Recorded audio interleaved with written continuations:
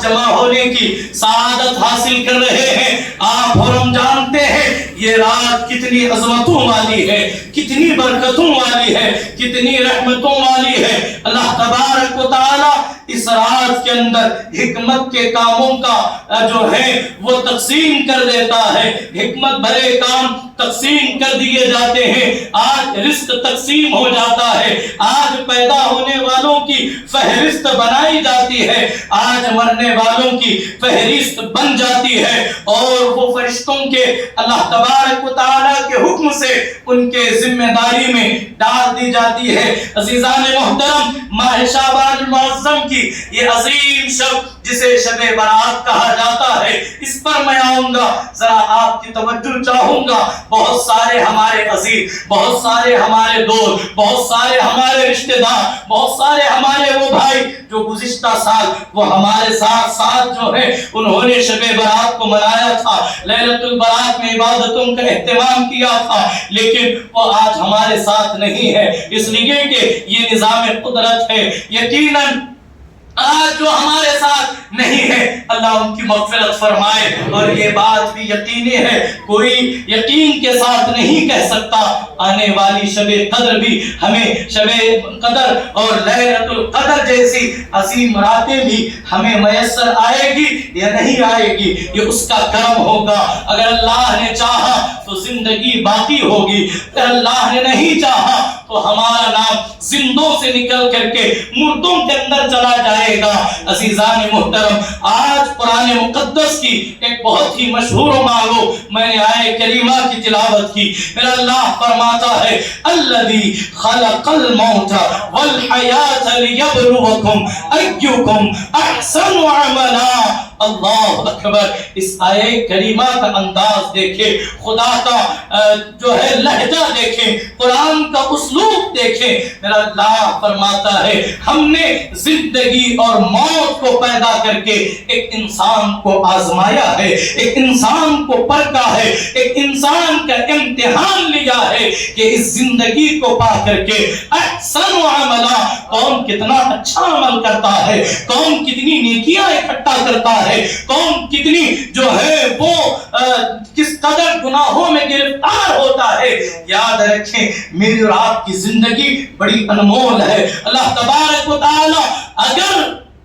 جو ہے ہمارے گناہوں کے ساتھ ہی اگر ہمیں سزا مل جاتی، نیکیوں کے ساتھ ہی اس کا بدلہ مل جاتا، تو پھر قیامت کا تصور ختم ہو جاتا۔ لیکن اللہ تبارک و تعالیٰ نے زندگی کو بھی ہمارے لیے پیدا کیا، موت کو بھی ہمارے لیے پیدا کیا، اور میرا کریم کہتا ہے یہ دونوں میری طرف سے تمہارے لیے عظیم نعمتیں ہیں۔ اس لیے کہ ذرا دیکھیں زندگی جو بے اولاد ہے، جن کے گھر اب تک اولاد کا جو ہے وہ پودا نہیں کھلا، جن کے گھر اولاد کا ابھی تک پھول نہیں کھلا، ذرا ان سے پوچھیں وہ اولاد کے لیے کتنا سسک رہے ہیں، وہ اولاد کے لیے کتنا بلک رہے ہیں۔ ذرا دیکھیں میرا اللہ کہتا ہے اگر کوئی پیدا ہوتا ہے، اگر کسی کو زندگی ملتی ہے تو یہ میرا بڑا کرم ہے، یہ میرا بڑا احسان ہے۔ اور پھر میرے کریم نے کہا اگر کسی کو موت ملتی ہے تو یہ زندگی سے بڑھ کر کے نعمت ہے،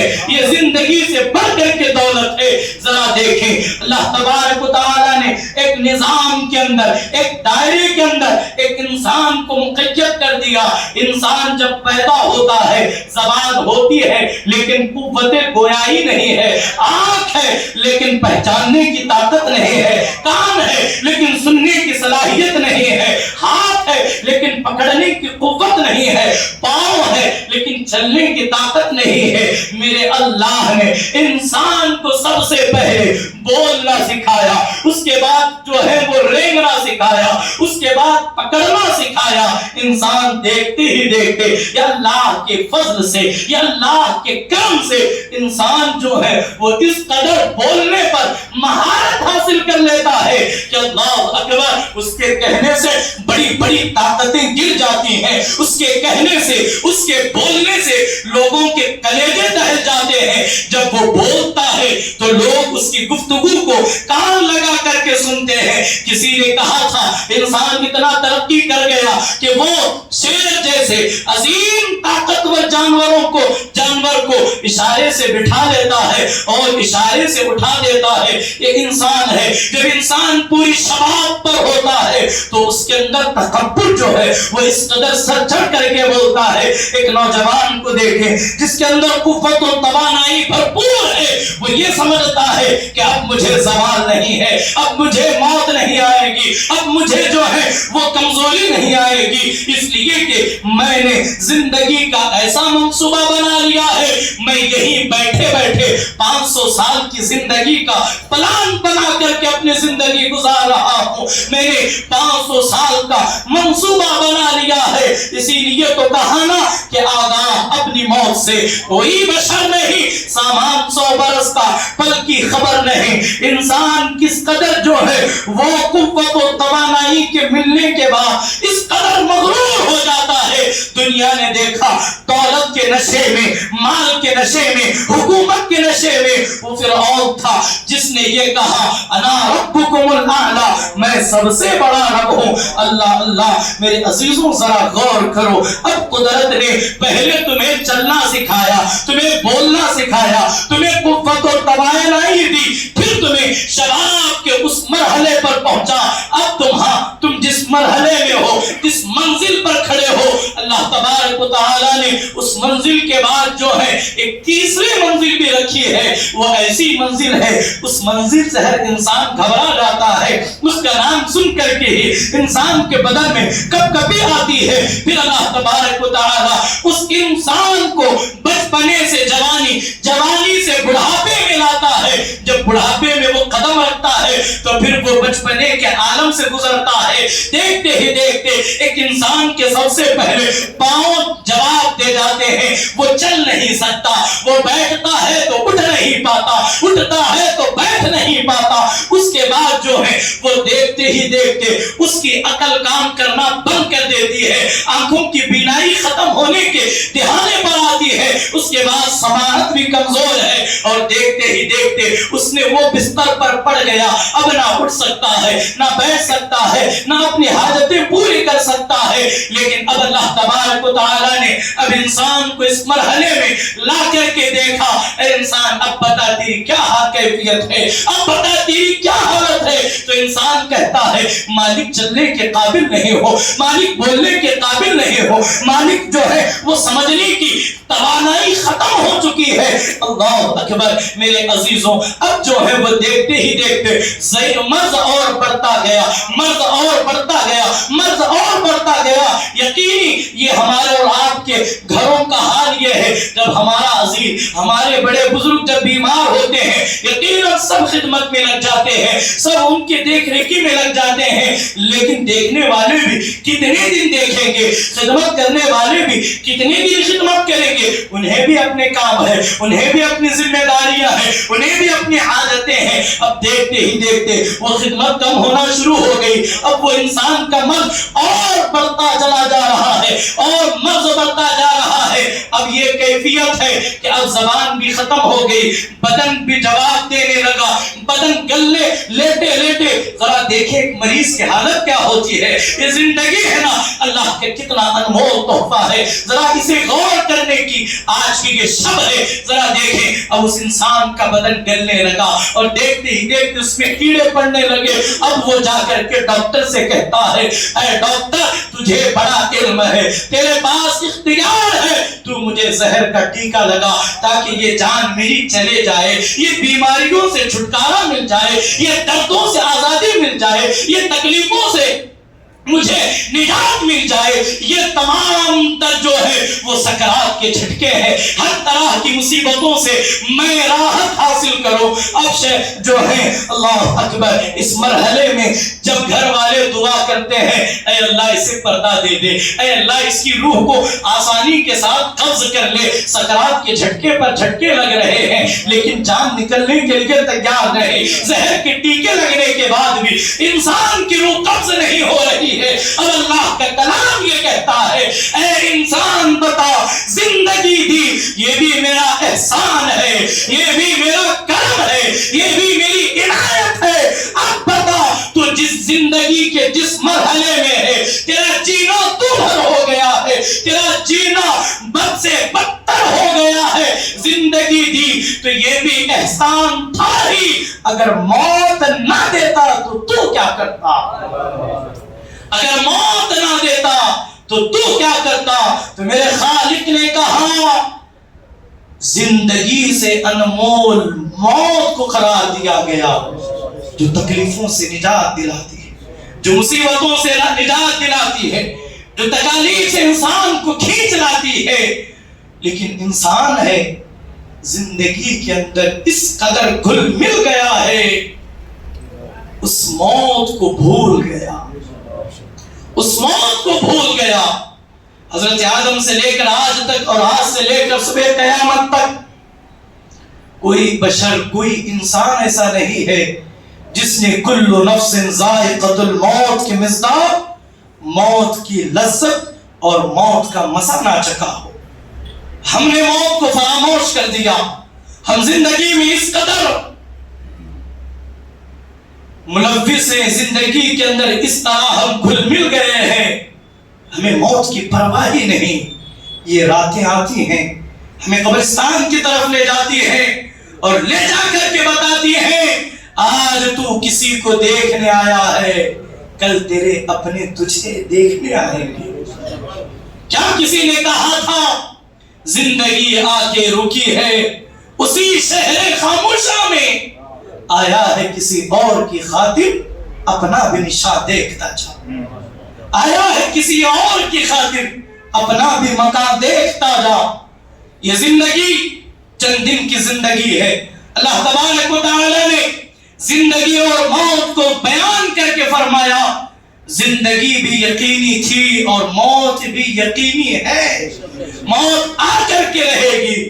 وہ چار دیواریوں کے اندر، وہ زمین کی تہ میں بھی اگر کوئی چلا جائے موت اسے وہاں بھی آ کر کے رہے گی۔ آج کی جو شب ہے، اس شب کے اندر ہم اپنا محاسبہ کریں، آج کی اس رات کے اندر ہم اپنی زندگی کا جائزہ لیں۔ میرے خالق نے، میرے مالک نے ہمیں جو زندگی دی، ہمیں جو انسان اور جو ہمیں بہترین اخلاق مند اور جو ہے وہ محبت کرنے والے محسن ماں باپ دیے، کیا ہم نے اپنی زندگی کا حق ادا کیا؟ کیا ہم نے اپنے والدین کا حق ادا کیا؟ کیا ہم نے اپنے علم کا حق ادا کیا؟ یہ راتیں ہمیں محاسبے کے طور پر آتی ہے۔ اللہ اکبر، اگر ہم محاسبہ نہیں کریں گے، اگر ہم اپنا حساب نہیں کریں گے، اگر آج ہم عبرت حاصل نہیں کریں گے تو پھر یہی ہوگا، ہم دوسروں کے لیے عبرت بن جائیں گے، ہم دوسروں کے لیے عبرت بن جائیں گے۔ ذرا دیکھیں، اپنی زندگیوں کا جائزہ لیں، ہماری زندگیاں کہاں کیسے کیسے گزر رہی ہے۔ آپ بھی جانتے ہیں، میں بھی جانتا ہوں، ہم زندگی کی رعنائیوں میں، ہم دنیا کی جو ہے رنگ ریلیوں میں اس قدر مست ہے، ہم نے اپنی قبر کو ہم بھول چکے ہیں، ہم اپنی موت کو بھول چکے ہیں، ہم اپنی آخرت کو فراموش کر چکے ہیں، ہم جو ہے اللہ کے حضور جواب دہی کو بھول چکے ہیں۔ یاد رکھیں، ہم موت کو یاد کریں نہ کریں، ہم اپنی قبر کو یاد کریں یا نہ کریں، لیکن ہماری موت ہمیں دن میں 70 سے زائد مرتبہ ہمیں یاد کر رہی ہے، ہماری قبر ہمیں پکار کر کے کہہ رہی ہے اے میرے اندر آنے والے انسان، یاد رکھنا میں اندھیری کوٹری ہوں، میں جو ہے وہ زہریلے کیڑے مکوڑوں کا گھر ہوں، میرے اندر آنے سے پہلے مجھے روشن کر لینا، مجھے جو ہے وہ پر نور کر لینا، کہیں ایسا نہ ہو تو بہت جو ہے یہاں میرے پاس آنے کے بعد تجھے بہت تکلیفیں اٹھانی پڑے گی، تجھے بہت مصیبتوں کا سامنا کرنا پڑے گا۔ اللہ کے رسول صلی اللہ علیہ وآلہ وسلم نے ارشاد فرمایا انسان کی قبر جو ہے یا تو جنت کے باغیچوں میں سے ایک باغیچہ ہے یا پھر جہنم کے گڑھوں میں سے ایک گڑھا ہے۔ آج ہم قبرستان جائیں گے، ذرا دیکھیں گے، عقل سے دیکھیں گے، تصورات غور و فکر سے دیکھیں گے۔ اللہ کا کلام کہتا ہے جب ہم قبرستان جاتے ہیں نا تو ساری قبریں کوئی نظر آتی ہے، یکساں نظر آتی ہے، برابر نظر آتی ہے۔ میرے عزیزوں ذرا تصور کیجئے، اپنی قبر کو ذرا یاد کیجئے، اس منظر کو جب ہمیں قبر میں لٹایا جائے گا، جب ہمارے اپنے عزیز ہمارے اوپر مٹی ڈال کر قبر پر مٹی جھاڑ کر کے آئیں گے، ذرا دیکھیے وہ منظر کیسا ہوگا۔ آج ساری قبریں یکساں تو نظر آ رہی ہے، برابر تو نظر آ رہی ہے، لیکن خدا کی عزت و جلال کی قسم یہ بات ماننی پڑے گی، ہر قبر کا اندر کا حال یکساں نہیں ہے۔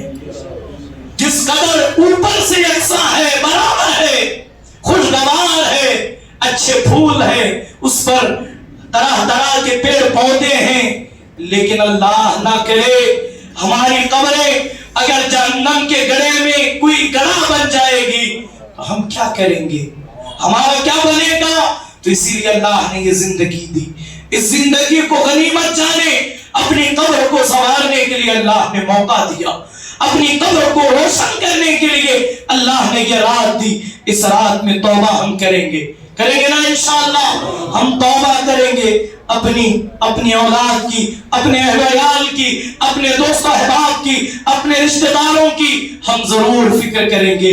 جس طرح ہم اچھا بننے کی کوشش کرتے ہیں، ہماری یہ بھی کوشش ہونی چاہیے کہ ہمارے اولاد بھی اچھی بن جائے، ہمارے دوست احباب بھی اچھا بن جائے۔ عزیزان محترم، اللہ کے رسول صلی اللہ علیہ وآلہ وسلم نے اس رات کے حوالے سے جو بشارتیں ارشاد فرمائی، جو حضور علیہ السلام نے جو پیغامات ارشاد فرمائے، ایک مرتبہ درود پاک پڑھیں۔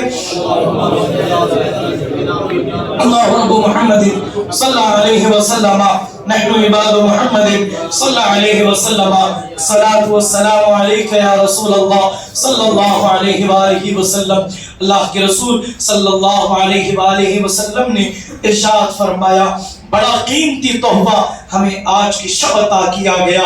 اللہ کے رسول علیہ السلام نے فرمایا، آج کی شب میں اللہ اپنے بندوں پر خصوصی فضل فرماتا ہے، خصوصی کرم فرماتا ہے، اللہ اپنے بندوں پر خاص نظر رحمت فرماتا ہے۔ کیوں فرماتا ہے؟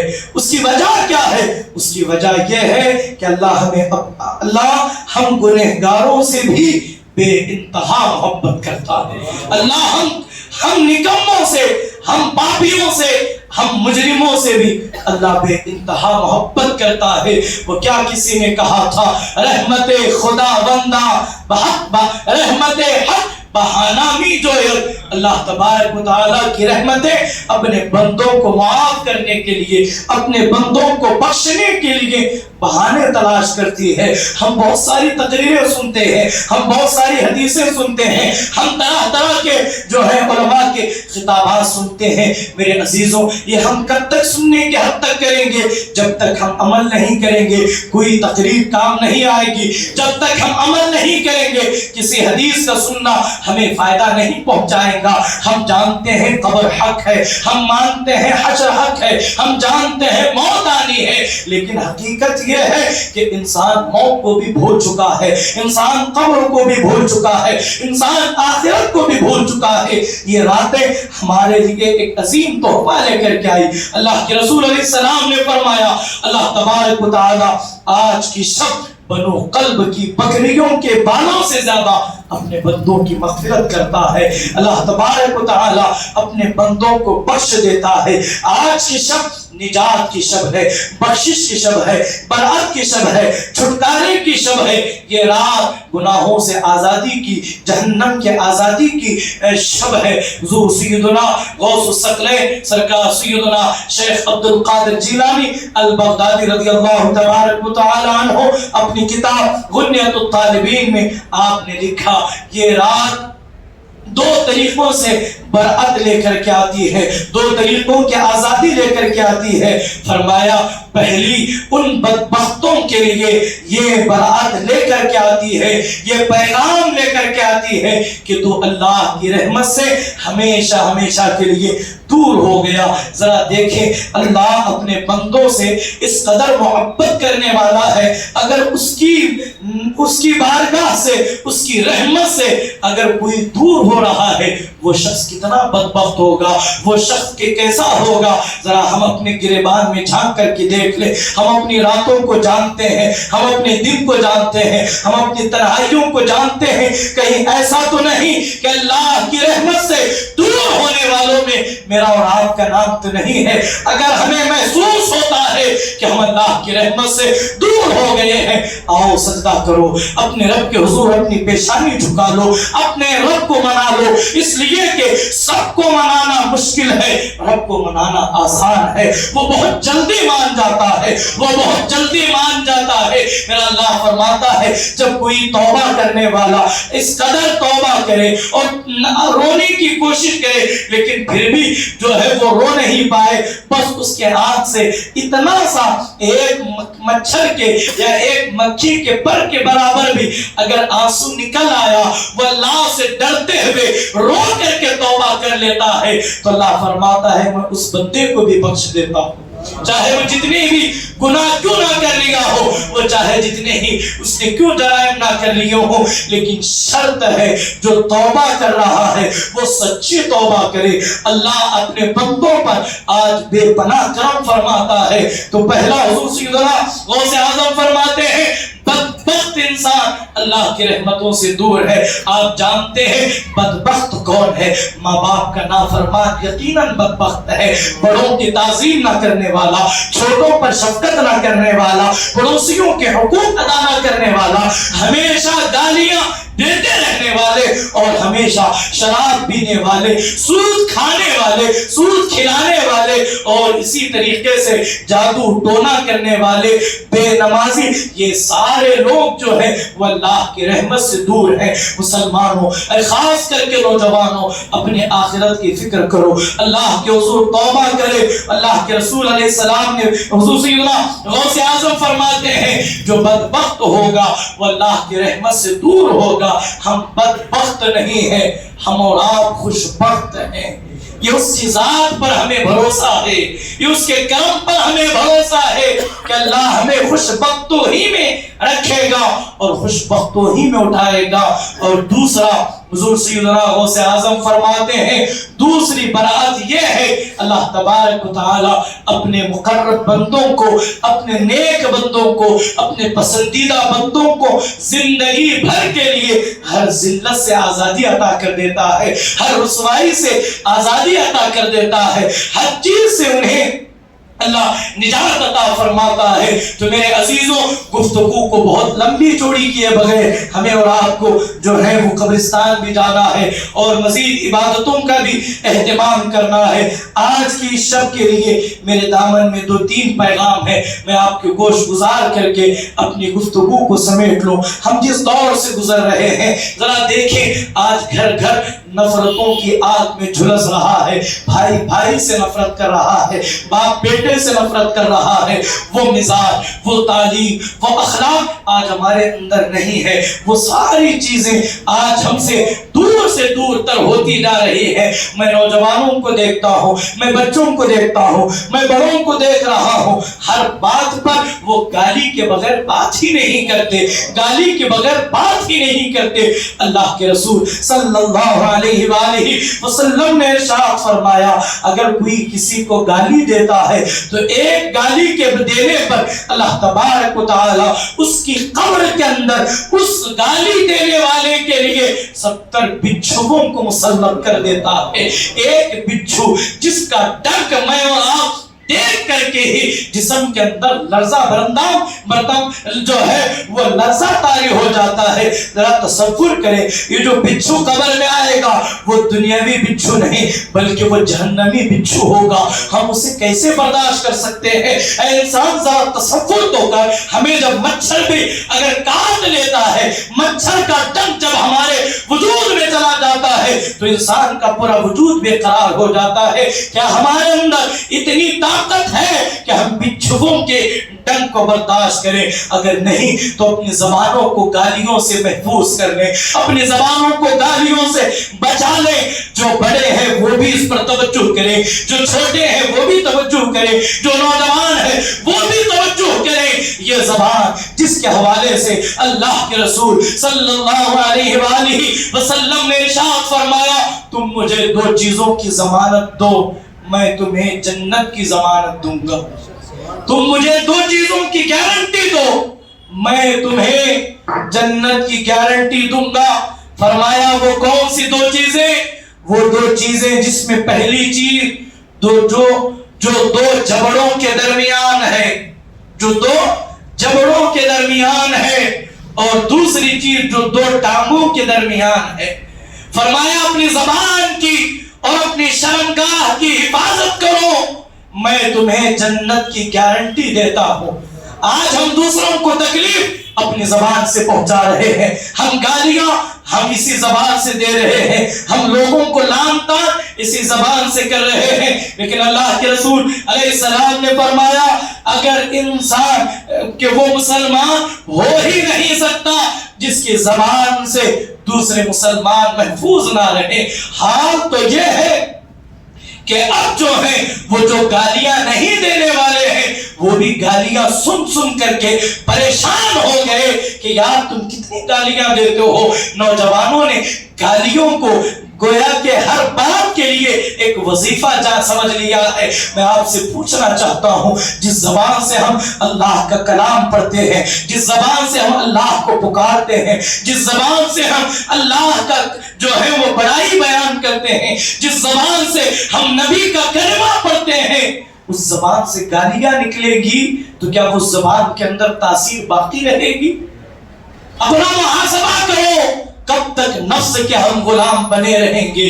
حضور علیہ السلام نے فرمایا جب کوئی کسی کو گالی دیتا ہے، کسی کی ماں بہن کی گالی دیتا ہے تو وہ گالی اسے نہیں دے رہا، اس کی ماں باپ کو نہیں دے رہا، وہ دراصل اپنے والدین کو گالی دے رہا ہے۔ ہم دوسروں کے والدین کو گالیاں دینا پسند کرتے ہیں، لیکن کوئی ہمارے والدین کو گالیاں دے تو ہم اسے پسند نہیں کرتے۔ تو کیا ہی اچھا ہوگا نہ ہم کسی کے والدین کو گالیاں دیں، نہ کوئی ہمارے والدین کو گالیاں دیں گے۔ آج اگر اس چیز ہی کو ہم اور آپ بدل لیں گے تو بڑا انقلاب آئے گا، بڑی تبدیلی آئے گی۔ ہم گالیاں دے رہے ہیں، سن کر کے بچے گالیاں دیں گے، اس کے بعد یہ سلسلہ چلتا ہی شروع ہو جائے گا۔ تو حضور علیہ السلام نے فرمایا جو زبان کی حفاظت نہیں کرتا پھر وہ ہے اس کا دین، اس کا ایمان کوئی جو ہے اسے فائدہ نہیں دے گا۔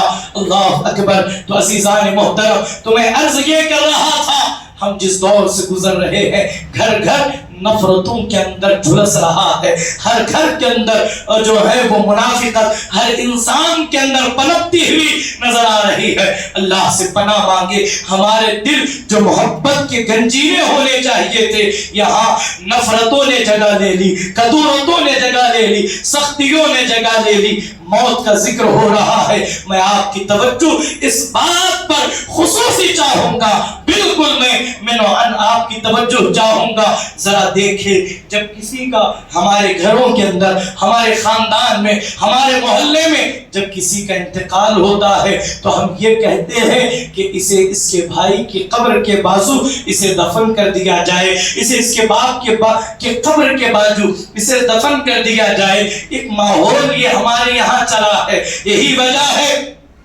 میں کسی کی طرف اشارہ نہیں کرنا چاہتا، نہ ہی میرے ذہن میں کوئی ہے، یہ ہر جگہ کا ایک رواج ہے کہ ہمارے اپنوں کے بغل میں ہمارے اپنے ہی رہیں گے، چاچا کے بغل میں بڑے ابا کے بغل میں اور چاچا، وہیں پر جو ہے وہ پھپھی، وہیں پر دادی، وہیں ایک سلسلہ چلا ہوا ہے۔ عزیزان محترم، یہ جب مرنے کے بعد جب ہم اس قدر جو ہے وہ لوگوں کو ملانے کی کوشش کرتے ہیں کہ قبریں بھی دور دور گوارا نہیں کرتے، قبر بھی دور دور ہم برداشت نہیں کرتے، تو میں آپ سے سوال کرنا چاہتا ہوں، ہر ایک سے پوچھنا چاہتا ہوں، اور یہ سوال میں سب سے پہلے اپنے آپ سے بھی پوچھنا چاہتا ہوں۔ آج ہم قبریں ملانے کی کوشش کر رہے ہیں، ہم اپنے عزیزوں کو عزیزوں کے بغل میں دفنانے کی کوشش کر رہے ہیں، لیکن میں آپ سے پوچھوں گا، اپنے آپ سے سوال کریں، کیا ہم نے زندہ رہ کر کے کیا اپنے اس عزیز سے ہم نے وہ محبت کا سلوک کیا تھا؟ کیا ہم نے زندگی میں ان زندوں کو ملانے کی کوشش کی تھی؟ کیا ہم نے زندگی کے اندر ان دکھی دلوں کو ملانے کی کوشش کی تھی؟ نہیں، ہرگز نہیں۔ یاد رکھیں یہ ڈھونگ ہے، اسے ختم کرنا پڑے گا۔ مردے کو کہیں بھی دفن کر دیا جائے کوئی فرق نہیں پڑتا، اصل محبت کرنی ہے تو زندگی بھی کرے، اس لیے کے زندوں کے سہارے کی ضرورت ہے، زندوں کے سہارے کی ضرورت ہے۔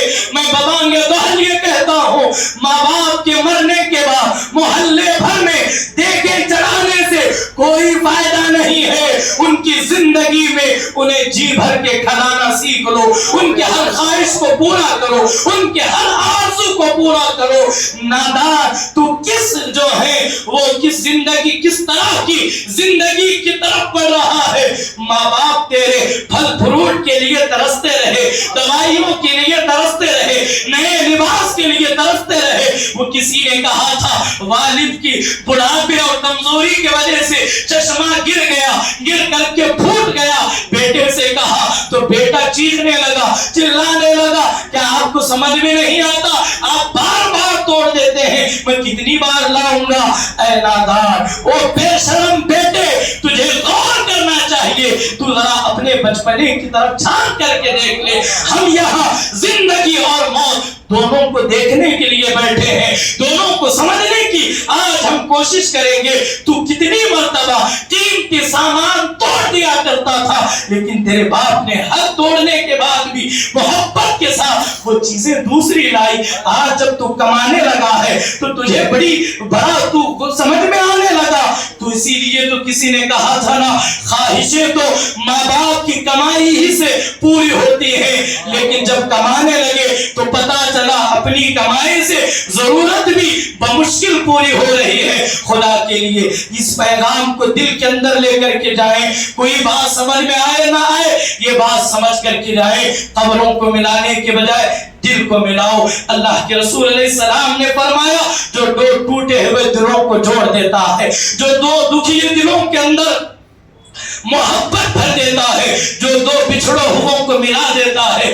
اللہ قیامت کے دن اس ملانے والے کو بے حساب جنت عطا کر دیتا ہے۔ اپنے گھروں کا جائزہ لیں۔ اگر کسی کو سہارا دینا ہے تو زندوں کو سہارا دیں۔ اگر کسی کو کپڑا پہنانا ہے تو آج میں آپ کو عقیدہ اہل سنت کا نظام آپ کے سامنے رکھ رہا ہوں۔ بہت سارے اولیاء کاملین، یہ میرا عنوان نہیں ہے، بات آئی ہے تو کہتا ہوا آگے بڑھوں۔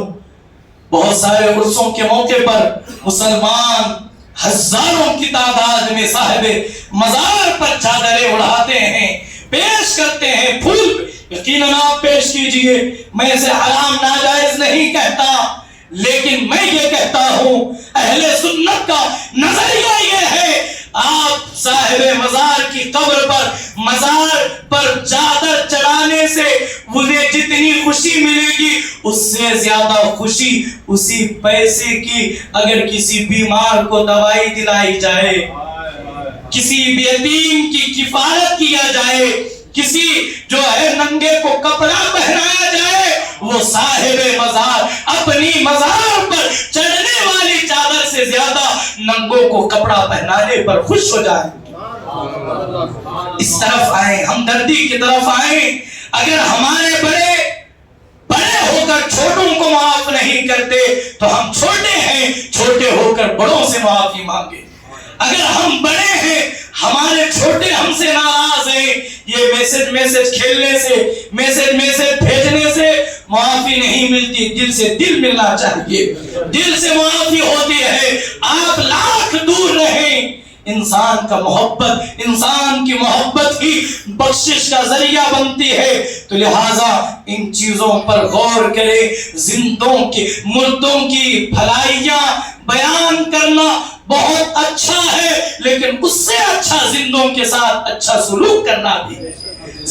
آپ کے جو آپ ہمارے گھر کے جو لوگ انتقال کر گئے، مرنے کے بعد جب اچھے ہو جاتے ہیں، انہیں زندگی ہی میں اچھا بنا لیا جائے، اپنے آخرت کی فکر کریں۔ اور حضور علیہ الصلوۃ والسلام نے فرمایا، بہترین اخلاق، بہترین دین یہ ہے، اس کے رشتہ دار، اس کے پڑوسی، اس کے خیش و قارب جس بندے سے راضی ہو جاتے ہیں، گرچہ اس کی نمازیں کم بھی ہوں۔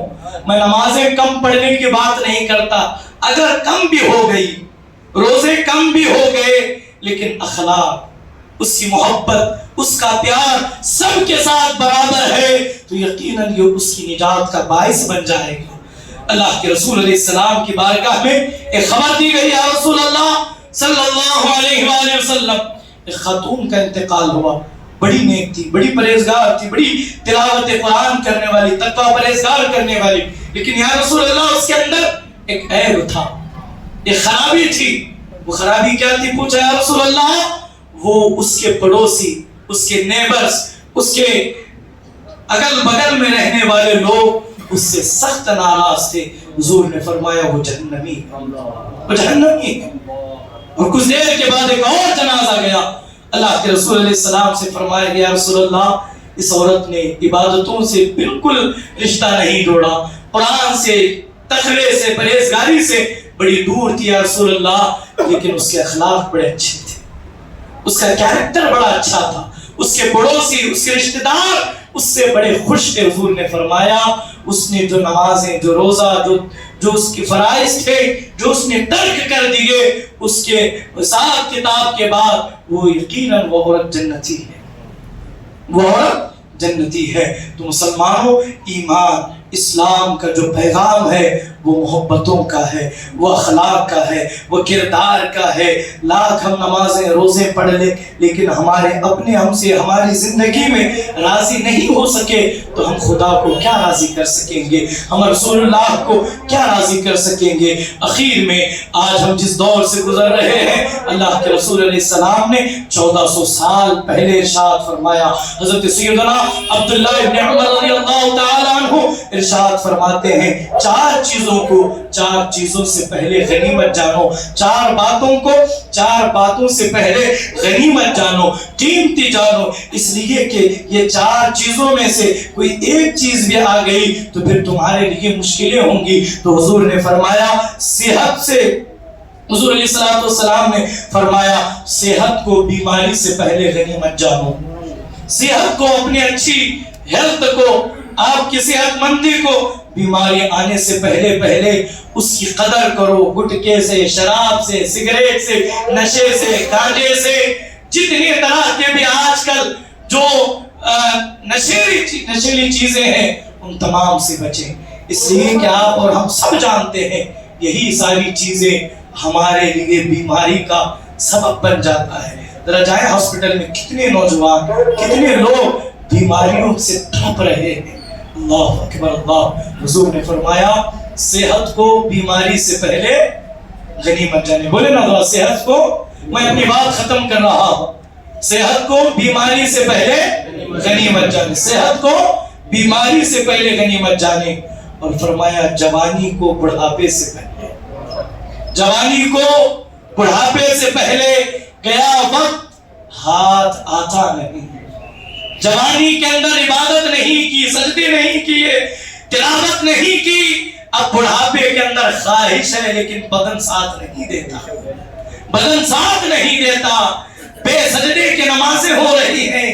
تو لہٰذا اگر جوانی ہے تو اس جوانی کی سب سے بڑا مزہ یہی ہے کہ اس پیشانی کو بھرپور سجدوں کی لذتوں سے آشنا کرا دیا جائے، سجدوں سے اپنی پیشانی کو منور کر لی جائے۔ اگر یہ آج سجدہ نہیں کرو گے تو پھر وہ دور آئے گا کرسیوں پر بیٹھ کر کے ہی سجدے ہوں گے۔ تو لہٰذا فرمایا جوانی کو بڑھاپے سے پہلے غنیمت جانو۔ آج نوجوان کرکٹ کھیل کر، فٹ بال کھیل کر، بہت ساری ادھر ادھر کی خرافات میں ملوث ہو کر کے تھک رہا ہے، تھک ہار کر کے بستر پر جا رہا ہے۔ تھکتے تھکتے ایک دن موت بھی آئے گی، ایسا تھکنا بھی کیا تھکنا ہے۔ آؤ یہ عزم مسلم کر کے اٹھے، آج سے ہم تھکیں گے تو لوگوں کی بھلائی کر کر کے تھکیں گے، آج سے ہم لوگوں کی مدد کر کے تھکیں گے، قرآن پاک پڑھ کر کے، پڑھا کر کے، سن کر کے ہمارا جسم نڈھال ہوگا۔ اللہ اکبر۔ ہم اپنے والدین کی خواہشوں کو عملی جامہ پہناتے ہوئے تھک جائیں گے، ہم اپنے اہل و عیال کی پرورش کرتے ہوئے ہم تھکیں گے، تو کمال کیا ہوگا؟ کمال یہ ہوگا تو جب ہماری موت آئے گی تو ایک آواز یہ جاتے جاتے تھکا ہوا انسان کہے گا میں مروں تو میرے مولا، یہ ملائکہ سے کہنا اسے کوئی مت جگانا ابھی آنکھ لگ گئی ہے۔ آؤ کرکٹ کھیل کر، بازار پھر کر، ادھر ادھر کے معاملات میں گرفتار ہو کر کے تھکنے سے اچھا ہے اللہ کی راہ میں تھکا جائے، اس لیے کہ جب اللہ کی راہ میں کوئی تھکتا ہے تو اس کا تھکنا بھی عبادت بن جاتا ہے۔ تو رسول اسلام نے فرمایا جوانی کو بڑھاپے سے پہلے غنیمت جانو، اور اس کے بعد فراغت کو، جو آپ کے پاس فری ٹائم ہے نا، جو بالکل آپ خالی ہیں، اسے فراغت کہتے ہیں، خالی وقت کو مشغولیت سے پہلے۔ آج خالی ہے، جو نوجوان خالی ہے، جتنا ہو سکے قرآن پڑھ لیں، نمازیں پڑھ لیں، نفل پڑھ لیں، کسی کی مدد میں آ جائیں۔ جب وہ وقت بھی آئے گا، چاہیں گے نماز پڑھنا وقت نہیں ملے گا، چاہیں گے قرآن پڑھنا وقت نہیں ملے گا، چاہیں گے کسی کی مدد کرنا لیکن وقت نہیں ملے گا۔ پڑھ کر کے کہوں، اسی ہندوستان کے اندر کچھ علاقے ایسے بھی ہیں، لوگ اتنے مصروف ہو گئے کہ ان کے والدین انتقال کرتے ہیں تو ان کے والدین کے جنازے کے لیے بھی بیٹوں کے لیے وقت نہیں ہے، بیٹوں کے پاس وقت نہیں ہے۔ تو حضور علیہ السلام نے فرمایا مصروفی، فراغت کو مشغولیت سے پہلے، اور اخیر میں وہی زندگی کو، بولے نا زندگی کو